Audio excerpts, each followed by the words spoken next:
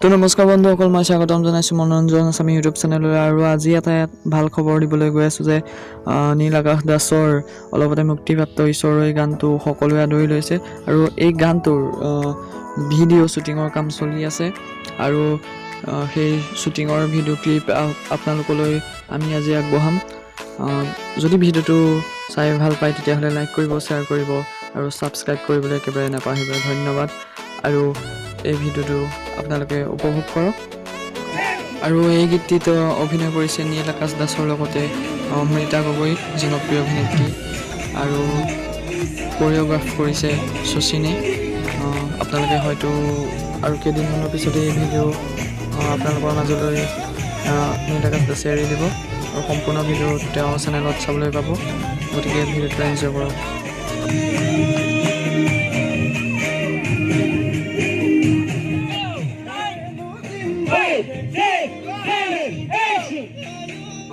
নীল আকাশ দাসে এই গানটোৰ বিষয়ে কি ক'লে আপোনালোকে চাওক।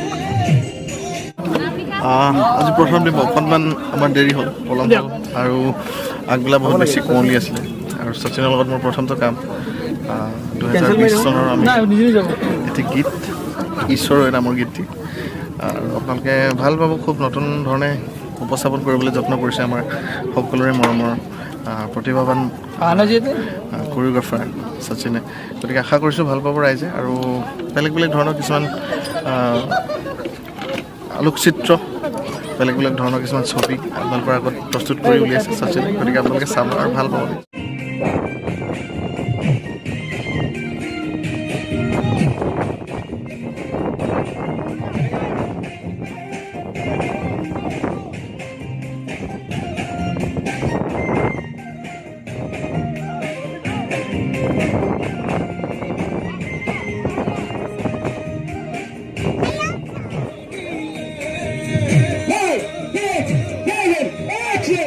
এটা সুন্দৰ পৰিৱেশত দৃশ্যগ্ৰহণ কৰা হৈছে আৰু তেওঁলোকে অতি কষ্টৰে এই গানটোৰ ভিডিঅ' শ্বুটিং কৰিছে বুলি ইতিমধ্যে জানিব পৰা গৈছে।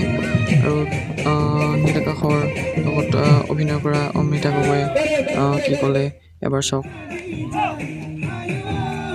নীলৰ প্ৰত্যেকটো গানেই চব ধৰণৰ মানুহে খুব ভাল পায়। গতিকে গানটোত কিমান মৰম দিছে। শচীনে নিজৰ ফালৰ পৰা সম্পূৰ্ণ চেষ্টা কৰিছে জাষ্টিছ কৰিবৰ কাৰণে অডিঅ'টোৰ লগত, যাতে ভাল ভিডিঅ' এটা দিব পাৰে।